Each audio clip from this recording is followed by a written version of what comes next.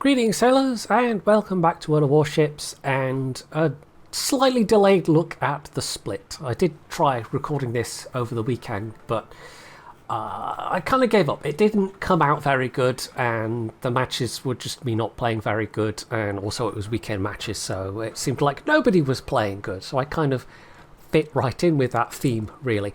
And this is a ship that you can't really afford to play particularly badly in. Now, much like the rest of the line, it's got very weak torpedoes. In fact, it's the same torpedo range as the Tier 7. They do a bit more damage, but only a bit more. The firepower is kind of a nice upgrade, though. I mean, it's actually fewer barrels, but they are bigger guns, better fire chance, and a very, very respectable 4-second reload. Considering these are essentially the same caliber as French destroyers, you know, that kind of puts it in the context as to how fast firing these are for the size they are. So that's all nice and good, but the concealment is also considerably worse, 6.9 kilometers. That's actually the best possible concealment you can get as well. However, the reason why it's gotten so much worse is to do with the fact that this line now finally has a purpose once you get to Tier 8, because you get that radar finally. So it puts you much more firmly in the kind of destroyer hunter role, whereas the lower tiers 5, 6, 7, they kind of really struggle to find a good role for themselves. But yeah, once you've got this radar, it actually opens up a lot of possibilities and sort of gives you a purpose, like I said.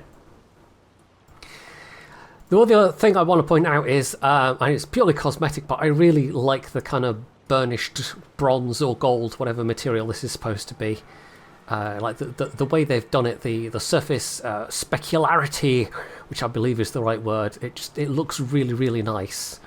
Whoever sat down and you know, whoever's job it was to make that material look like actual burnished metal did a really quite nice job. And the overall colour scheme, you know, green and gold, it's not bad. It's the only one of these I've got.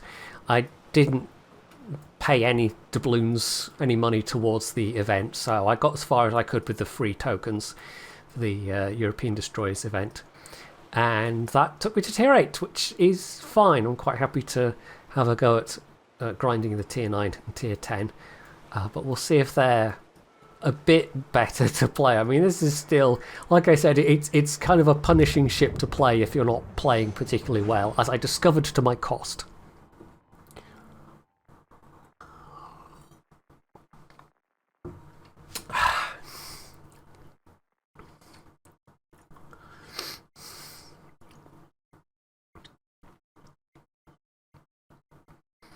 So, the matchmaking ain't bad, but there is a carrier, and that'll be a problem because, I mean, yes, you've got smokes, but you don't have anything over the average number of smokes, so you have to be a little bit careful about when and where you use them. So, yeah, between your high surface concealment and the fact that there's a carrier around, it always makes life trickier in a destroyer, but yeah, when you're sort of relying on other people to do spotting for you, yeah, it definitely makes things tricky when you've got that added complication of possibly getting spotted yourself from the air. So on this particular map, I don't really fancy going for a cat especially. The ideal scenario to use your radar is when you've got a bunch of friends behind you that can shoot at stuff. I mean, this ship, I think, is just overall going to be stronger with a division mate. Trying to rely on random teammates is always going to be a mixed bag. So, yeah, some maps, especially the high tiers, you do have big enough cap circles that you can at least get in the edge and not be spotted immediately by somebody coming in the cap from the other side. But yeah, you can see on this map, that's not going to be the case. If I get in B, at that point I can smoke up, yes, and I've got a brief flash of radar to try and do some damage, but you know, there are other people with radar, there are ships with hydro as well. In this case, we do have one to worry about, the Z-23, and the only other thing that's as unstealthy as I am is the other split. This ship, by the way, is quite interesting in that it's sort of semi-historical. The ship itself existed, but it was never completed in this configuration. The stat card actually gives you a little bit of information about it. So it was built for the Royal Yugoslav Navy, and essentially was not finished to its design specification with Czechoslovakian 140mm guns before it was seized by the Italians after they invaded. And at that point they finished it and put it into service with their own guns. So yeah, it was never finished in this particular configuration, and it was returned to Yugoslavia post-war, but at that point it was using a different outfit, different guns. Presumably it just says like British and American weapon systems, and I haven't actually looked it up on like Wikipedia, but I'm guessing it's going to be like the absolutely ubiquitous American 127 5-inch 48 or whatever it was called. The yeah. So that's the Akizuki. We might actually be able to smoke here. Erland does not have that. Like this kind of 2-on-1 scenario is actually very ideal. Input torps out. Oh no, I've misjudged that. Oh dear, this might be better. Yes, it was. Can we even thread my way between these two? Just. Well, that was very painful, and now I'm going to die. I just, yeah. I had no way of, like, by the time we saw the torpedoes, it was kind of already too late. That's very unfortunate. Yeah, sometimes you just eat the random torpedoes. I had no way of knowing until I did know, at which point it was too late that the Akizuki had put their torps in that particular direction. Oh well, we'll see how the rest of this one goes then, but yeah, it's going to be a very short one from your perspective.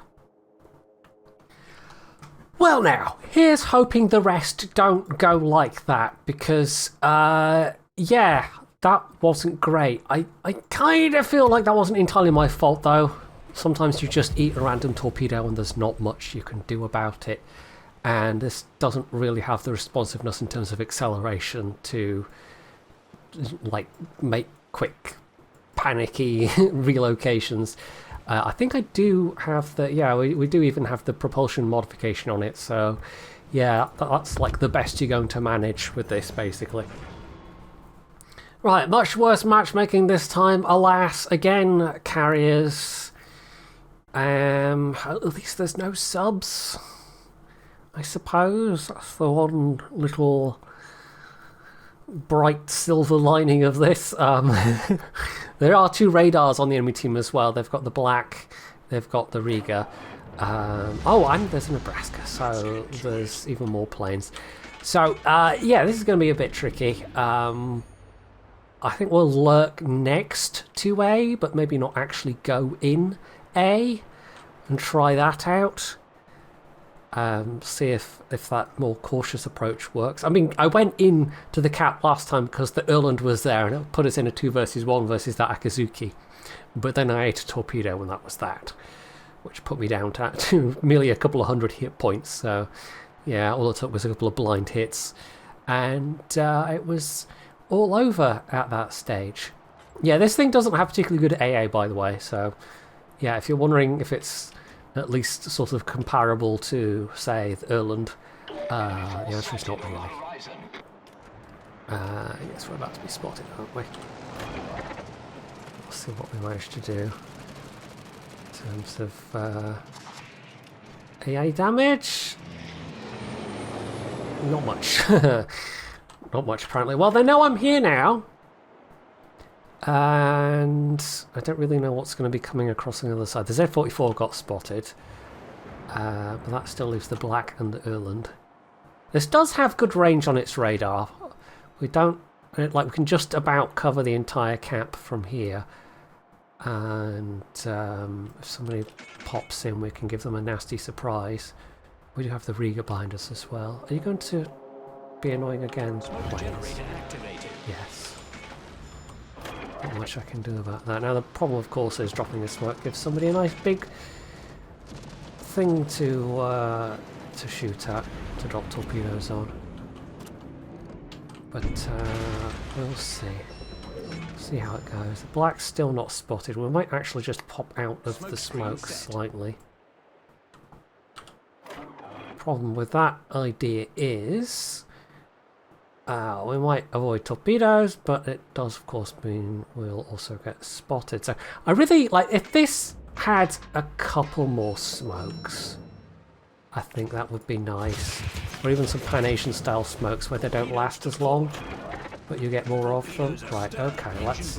we're going to eat torpedo again. I am just eating all of the torpedoes. I'm doing so well. Problem solved, sir. I am doing so well at eating all of the torpedoes in this.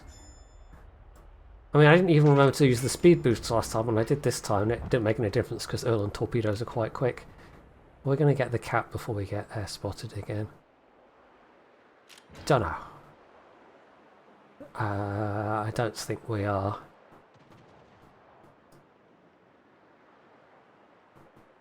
Maybe? It's not coming overhead, so that's fine. He's setting up for the Schlieffen, I think.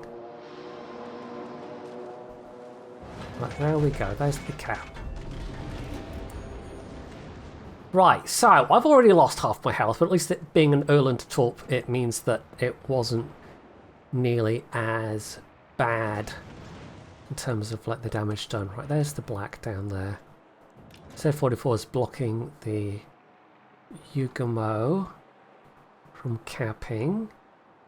We might be able to use our radar here, but it's like, well, it's a very short window, and it's gonna flash potentially where the Z44 is. Have they backed out the cap? Yeah, it's going out now. So, yeah. Engine boost deactivated. I guess we're going to get B. I got a bit bored of just sitting blocking the cap, I suppose. Which is fine. Oh, no, they're actually in the cap again now. Right, we will try the radar. And there's the Z44. Which may or may not give him a fright. Enemy cruiser detected. Enemy battleship sighted. Bit of damage, set him on fire. This is a little bit risky, and there's someone else spotting me right now as well. I'm not sure who it is. Possibly it's the black. Yeah, that's going to be the black.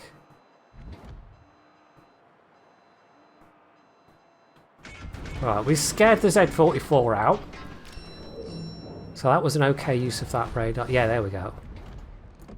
They actually use one of their own radars.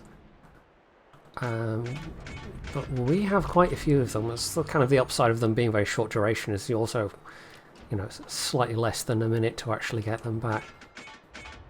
Although possibly it wasn't him actually, it might have been the Riga's radar. Which we'll have to watch out for. Right, let's not eat another torpedo. We've already... I don't, like...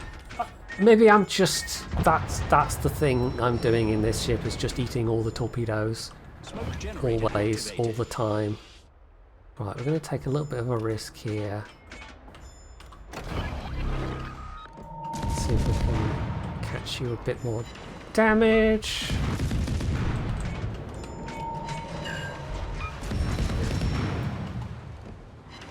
So there's definitely a limit to the utility of the radar. I mean, in terms of actually damaging other ships,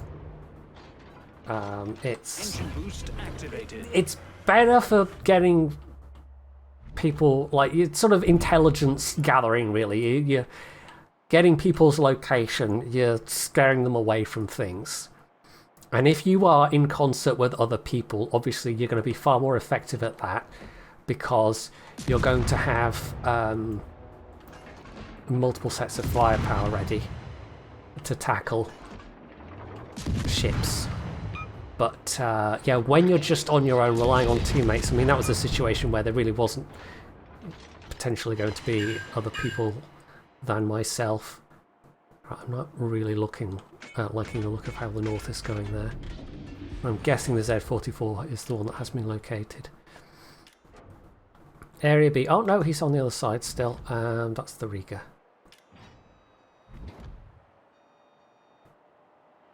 Don't think that'll be the black. I don't think the black will be close enough.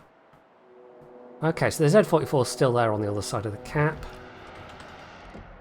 And there's some Vega shells. And look, there's the planes. I wasn't even... That's fun. I'm now on so very little health. Problem solved. Excellent. Right, I can't really afford to do that much more.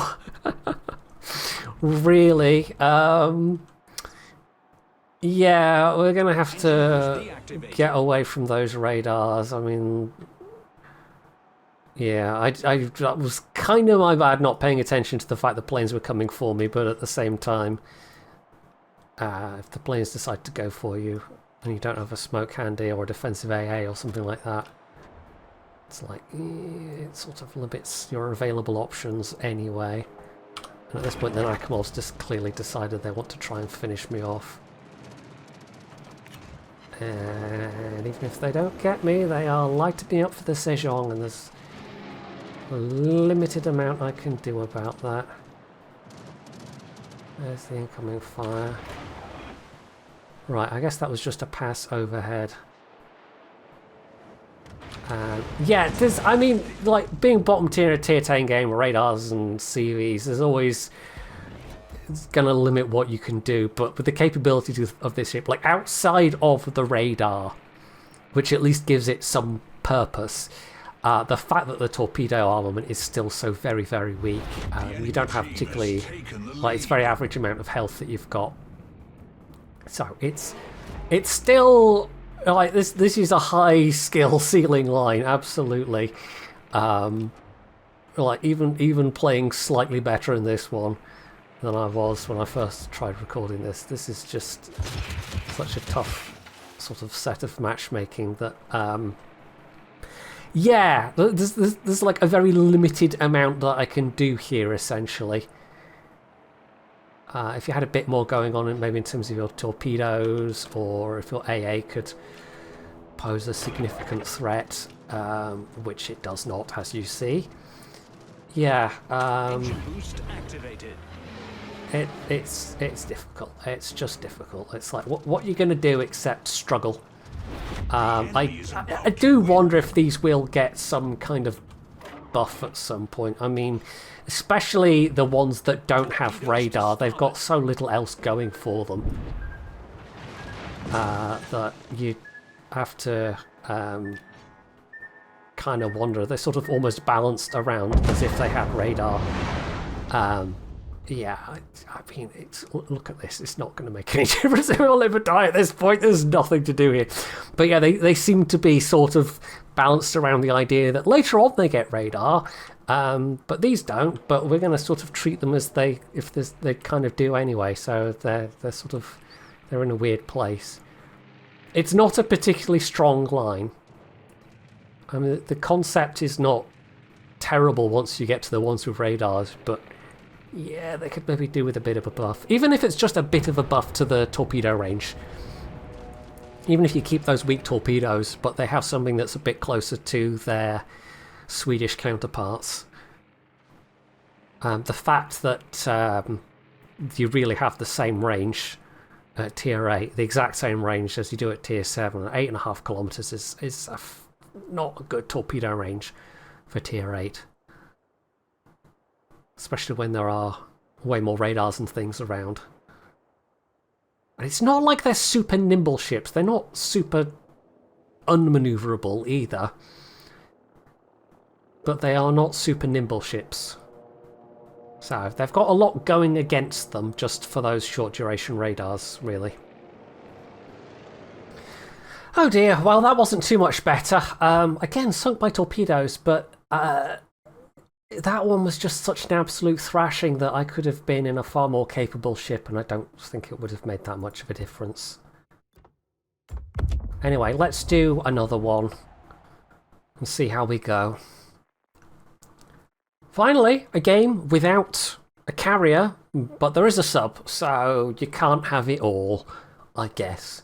We're also tier 10, and again, we're going to be struggling for concealment here. We do actually have a a Regolo there, so I can't remember what the concealment on that is, but it's not particularly great either. The enemy team definitely has the concealment advantage when it comes to their destroyers, although we do have a Yugamo. We also have one radar per side, so yeah, we'll see how that goes. Right, so once again, these caps are definitely too small to contest, so we're going to sort of go and hang out nearby, wait till the cap starts to get turned, and flash up a radar and see what we catch. Well, I'm spotted already. Somebody else had the idea of they were going to avoid the cap, and yeah, I guess we'll see what it is. It is their Shimakaze. We also found their sub. So, I mean, you know, that was me trying to guess what they were going to do, and the Shima instead was like, yeah, I'm going to go on the flank. So, yeah, we've also run into their Buffalo. So that's fun. It's basically all of the things here, naturally. Torpedoes astern. Hello, submarine. Can we at least fire at you a bit? Torpedoes astern. It's always fun to fire at submarines. It's their only redeeming grace. Boost activated. Torpedoes astern. Right, let's try and not eat the torpedo, because we've got such a good track record of just eating torpedoes in this thing, apparently. It's just a regular old torpedo magnet. Right, why am I spotted? What am I spotted by right now? Well, it was still the firing debuff, apparently. It was just the tail end of that. Yeah, the Shima is going to be annoying. Like, outside of the radar, just spamming the radar, there's not that much I can do to counter it. But at least I know if I'm spotted, it is well within that radar range. But yeah, I'm going to be kind of struggling to... Like, we're not contesting this cap, for sure. And in terms of actually trying to drop torpedoes... There you are. Right, you must have figured out by now that I've got radar, but you're pushing anyway, Shima, which... I don't know. It seems a little... risky, but what do I... Oh, you fired. Oh no, that's bad news for you. Okay, right, so we can now absolutely capitalise on this mistake, especially given that I've got a Colbert next to me. Oh, Shima, that was such a bad move. Really wasn't paying attention to the fact that my radar is very short duration. Well, okay, there we go. That's their mistake and absolutely my gain. When you get somebody that decides when they're on a smoke cooldown they're going to start firing at you when you're next to a fast-firing cruiser, you know, that's absolutely a bonus. Right, well, that has turned this flank around completely. The Daisen's very low health. Gato just annihilated the Buffalo, because submarines, yay! So we actually might be able to go and get the cap. Okay, that does help an awful lot. So there we go. That was kind of optimum radar usage, but it did rely on that Shima making a very silly mistake. The rest of the map ain't looking too good. I mean, they are taking the middle.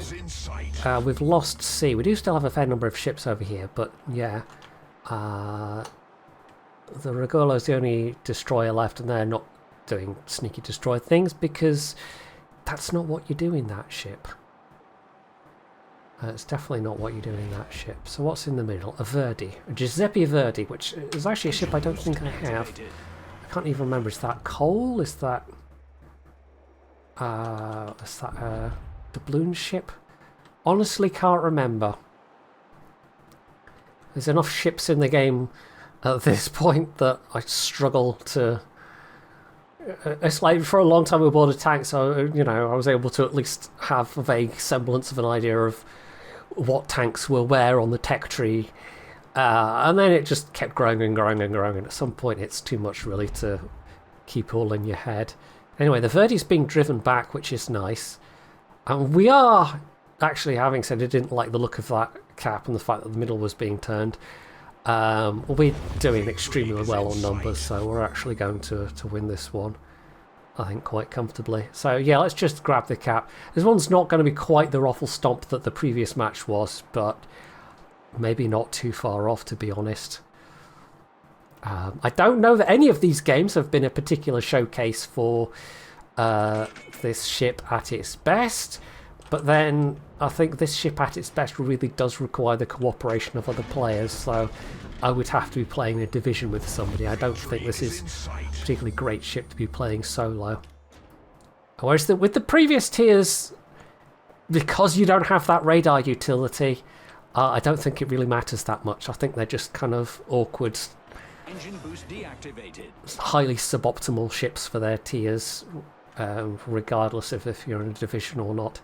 Grom, at least, has got nice firepower. The tier 5 and the tier 6, I don't think they do particularly well for firepower, and they certainly don't do well in terms of torpedoes. So, yeah. It would be really nice, and I don't know, like, surely it would be technically feasible, because we've had ships with different calibers of guns previously, but it would be really interesting if they gave you kind of like alternate configurations, a line of alternate configuration ships where, you know, you can have stronger guns and weaker torpedoes, or weaker torpedoes or stronger torpedoes and weaker guns, as kind of like the option. And this second European branch would maybe have been a good one to do that on. It would have been maybe more interesting if they'd sort of kept their other characteristics, but you had the option of, like, you know, two separate hulls, and one can have the better torps and one can have the better guns, but you can't have both. So you actually have to make a choice. But they don't really seem to go in for that sort of thing. There are relatively few ships that actually give you even just a choice of guns. You know, there's a couple of the German destroyers, and there's Megami, and one or two premiums. The Harakaze, the HSF Harakaze 1 comes to mind. I'm trying to think if there's any other premiums that do that, actually.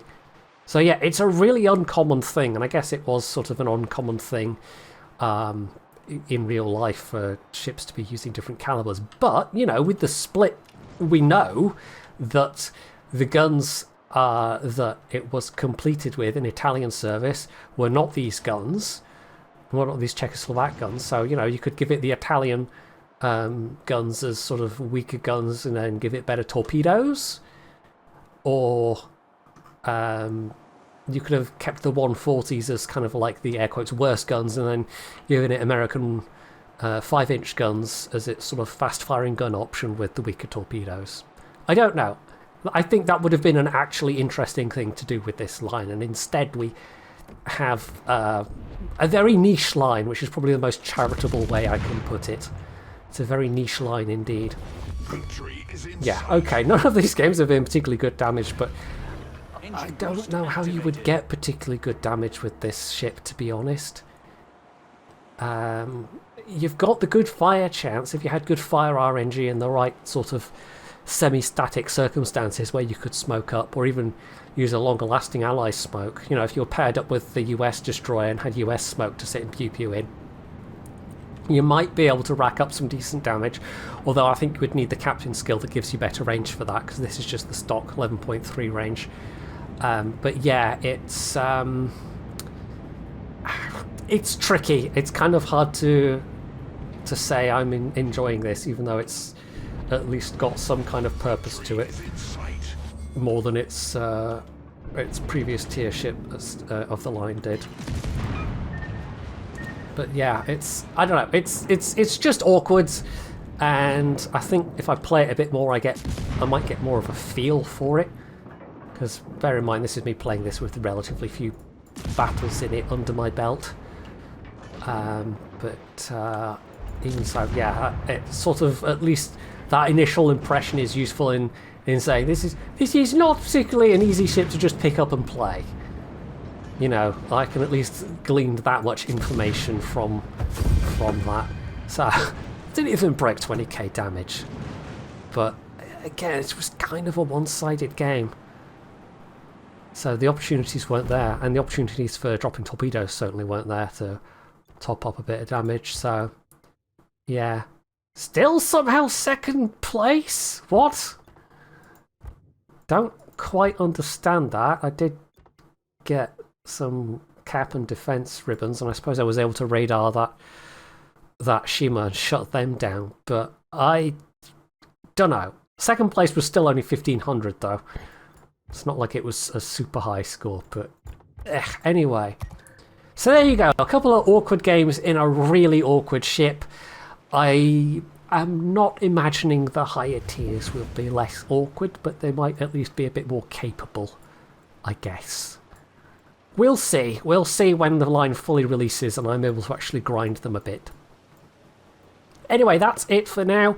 Hopefully you've enjoyed this video, and if you have, you can do all the usual things down underneath it, including sharing your own impressions of this ship, if you have happened to have unlocked it yourself. And of course, as always, stay tuned for more.